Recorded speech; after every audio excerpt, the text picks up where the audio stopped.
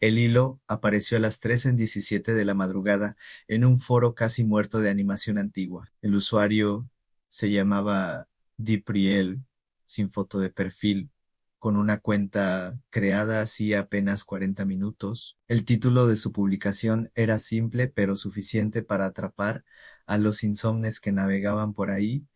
Yo vi el episodio que Nickelodeon nunca quiso mostrar. La cinta de Calamardo existe. Al principio nadie le creyó. Muchos pensaron que era otro intento de inventar una criopista barata, pero lo que llamó la atención fueron los detalles, demasiados y demasiado específicos. Él aseguraba haber estado presente en una proyección interna en 2004, cuando se revisaban los episodios de la cuarta temporada de Bob Esponja. En medio de los archivos habituales apareció uno que nadie recordaba haber producido: Anne Squidward, Suicide, F y N a Ellen Move. No había registro de edición, ni fecha de creación, ni nombre de animador. El archivo simplemente estaba allí, como si hubiera aparecido de la nada. Los supervisores, pensando que era un error o una broma de algún interno, decidieron abrirlo. La pantalla mostró primero lo habitual en Bob y Patricio jugando fuera de la casa de Calamardo, pero la animación no era normal. Los colores estaban drenados, apagados, como si toda la luz hubiese sido succionada. El mar era gris sucio, las burbujas no brillaban, y lo más extraño, el audio. Las risas de Bob y Patricio no sonaban como voces caricaturescas, eran huecas, metálicas, como grabadas en una sala vacía. Después vino el concierto. Calamardo tocaba el clarinete ante un público, pero los espectadores no eran personajes normales, eran figuras estáticas, sombras con ojos blancos, que permanecían rígidas en los asientos. El clarinete no sonaba música, eran notas distorsionadas, graves, como un lamento. Cuando terminó, nadie aplaudió. En cambio, comenzaron a escucharse murmullos cada vez más fuertes. No eran caricaturas, eran voces humanas, enojadas, ásperas. Mátate, Anaslo, no mereces vivir.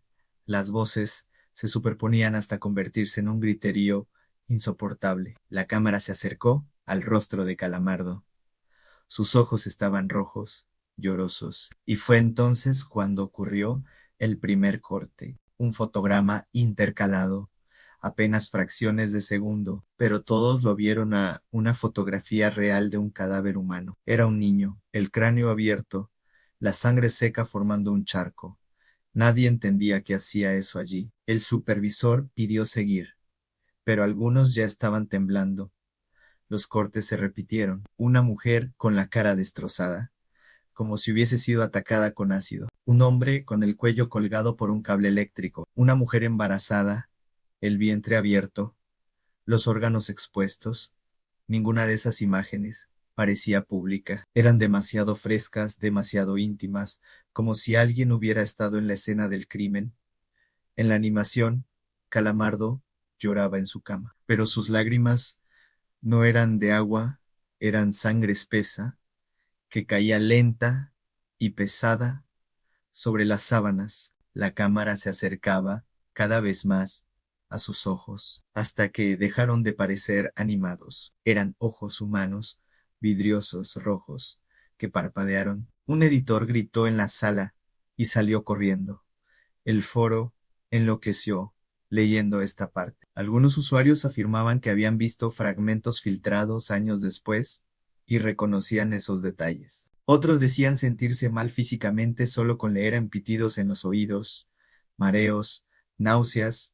El relato siguió. El audio cambió de repente. Se escucharon voces en susurros, en diferentes idiomas, como si varias personas hablaran al mismo tiempo en otra habitación. Algunos empleados afirmaron escuchar claramente sus propios nombres. Otros escucharon fechas, coordenadas, números imposibles de olvidar. Y entonces, un grito humano, real, prolongado durante más de un minuto.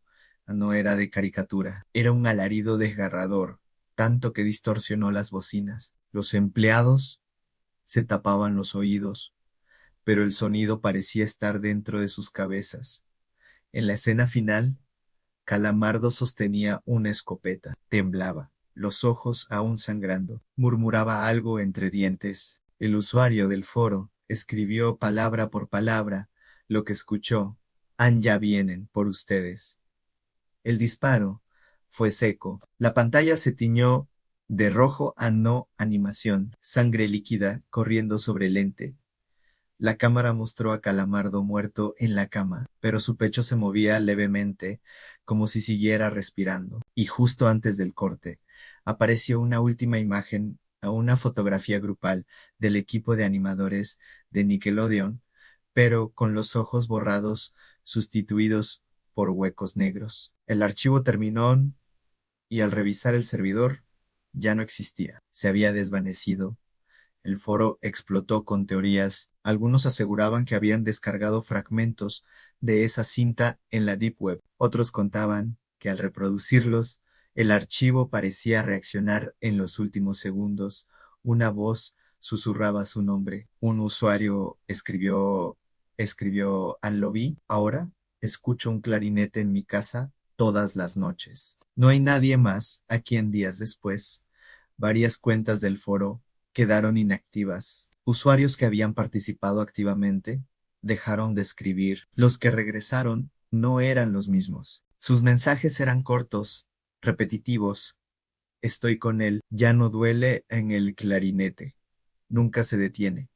Otros afirmaban que las fotos intercaladas en el episodio se actualizaban con cada reproducción, que nuevas imágenes aparecían. Y lo peor en que en esas fotos, las víctimas tenían un parecido perturbador con quienes habían visto el archivo. El hilo desapareció al poco tiempo, oficialmente, porque el foro cerró por falta de actividad, extraoficialmente, porque demasiados usuarios desaparecieron tras participar. Lo único que queda son capturas de pantalla, pedazos de relatos y un eco que se repite en otros sitios.